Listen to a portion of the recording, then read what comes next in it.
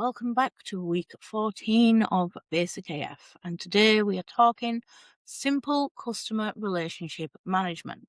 This is going to be a short and sweet one because it really does not need to be as complicated as you think it does. This week we are going to be covering why leads fall through the cracks. And spoiler alert, it's a system problem, not you.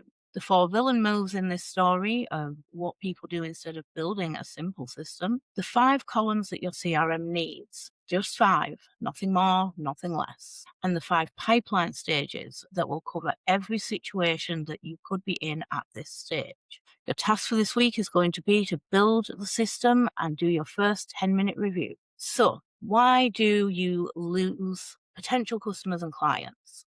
Usually this is down to not having a system at all, and it's because your brain is not a database. It doesn't give you a reminder at the right time telling you to follow up with that person who said maybe in 6 weeks.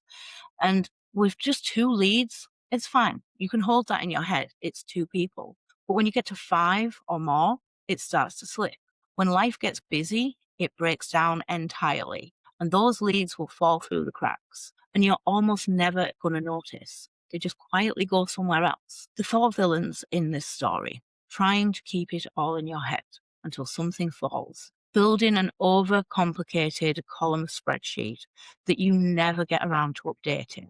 Buying expensive software that is designed for teams of 20. And treating every lead the same, regardless of where they are in your process. So what do you need in a CRM? You need 5 columns. Every column earns its place by answering one of 3 questions. If it doesn't answer who, where, or what next, it does not belong in your simple system. So your columns would be name, first and last. If you're a business-to-business person, then you might want to include their business name, company name, etc. Keep it simple. The source, where did they come from? You don't need some fancy attribution model. You just need a note of where each person came from. The main reason for this is because it gives you data on where you want to be putting your attention and time. If 6 of your last 8 leads came from a Slack community, that's what's working. So keep showing up there. Next up, we have the stage. Where in your process are these people? We're going to dive into this one more in the next slide. And most of the time, you're only going to have 5 stages when you're in your early days. Next action. One specific action, not a vague follow-up, but something more concrete. Send follow-up email regarding budget confirmation. And the last bit that goes along with that is the date. When are you going to do that next action? That's it. That's all it needs to be. So the 5 pipeline stages. In your early days of business, you are not going to have a hugely complicated pipeline. You should, if you've been following the program, have one offer that you're working on right now. You're focused. So you don't have all these different places that you're sending people. This means that you can keep your CRM nice and simple. You will need to make a note in your pipeline stages of new contacts. People you've only just connected with. You haven't even really had a conversation with them yet, but they've shown some interest in what you're doing. Then you will have your warm leads. These are people you have talked to. They have shown genuine interest, but they haven't said yes or no to what you're offering. Waiting is that you're waiting on something from them. They need to confirm their budget, make a decision, or they've given you a time frame, potentially something like, after the summer holidays are over, I'll get back to you. You wait until then. You then have proposals sent. This is people that you have made a specific offer to and you're waiting for them to decide. And then closed. This has 2 categories, won or lost. You need to keep both in your system. A closed loss where someone has said no thank you to your offer isn't a failure, it's information. The most important column in your CRM is your next action. This is where the system either works or doesn't. You want one action and one date. When you complete it, you then update it with the new action and a new date. The system stays live because it's always pointing to the next thing. You don't want to be vague with this. You don't just write follow up. Follow up how? About what? When? And putting in too much information, too many steps, too many things. Saying, okay, first I'm going to call them, then I'll send an email, and then I'll check on LinkedIn to see if they've gotten back to me. That is a plan, not an action. To get the right blend, you want something along the lines of send an email asking if the budget's confirmed, specific, actionable, and dated. When will you send that email? The habit that makes the system work. A CRM only works if you look at it, and you're only going to look at it consistently if it is short, defined, and regular.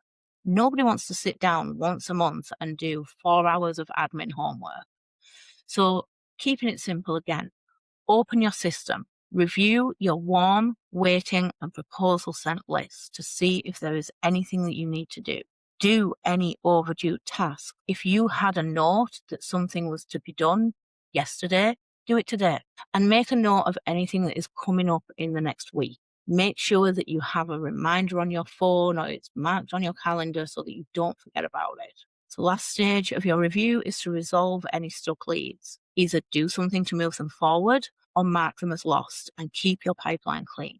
10 minutes, ideally on the same time and the same day each week.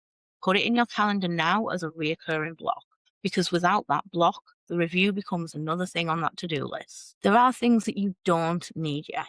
If you are in your early stage setup, you do not need to be using massive, overly complicated systems that come along with things like HubSpot, Salesforce, Pipedrive. I mean, even ones that could be built into your landing page and things like that, MailerLite. They make things more complicated than they need to be. They are built for people who are a little bit further on than you are. Just forget about them right now. You don't need to have automated email sequences. If you have 3 people that you are talking to, you don't need to set up a complicated nurtured program sequence. You can do these things as your next actions instead. You don't need lead scoring. And again, the nurturing workflows. You don't need to be doing all of this. All you are doing is adding complexity to what you are trying to do, and that is going to slow things down rather than speed them up. Lead scoring and nurturing workflows are for when you're at the next stage and you have a couple of even like 50 leads coming in. That's where it gets more complicated to do it one at a time. That's where you want to be automating. And you don't need anything that costs you money. Right now, you can use a Google worksheet. If you're already using Notion, use Notion. You can even write them down in a physical notebook.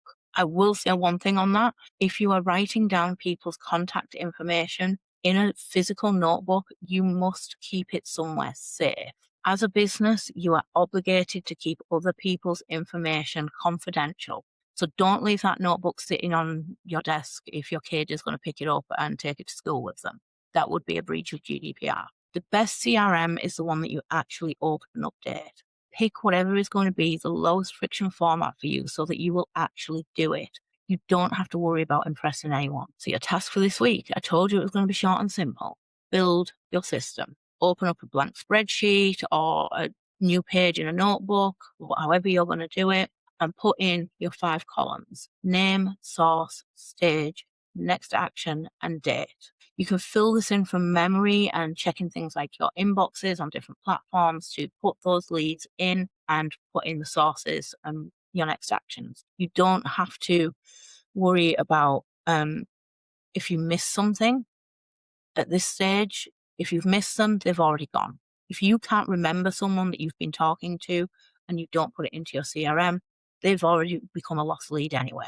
Assign a stage to each of those leads. So for every name and email address or whatever you have in your 5 columns, you need to assign where they are in your process. Are they a new lead? Are they warm? Are you waiting for something? Have you sent them a proposal, or is it something you need to close? You might find people when you go into your inbox that you meant to follow up with 3 months ago and you've now missed the deadline. Still write those down as closed, lost leads. Then set your next action and the date that you're going to do that next action for each person on there. Put your weekly review into your calendar, your reoccurring 10 minutes, and do it at the end of the week. Next week, we are covering email that doesn't drain you, how to stay in touch with your list or community in a way that's sustainable and actually useful without having to build a 90-day content calendar that you'll abandon by week 3. As always, you can download the worksheets from the Basic AF course tab if you join the BBS community, where you can also come in and connect with other founders building their systems week by week. There is a link in the description.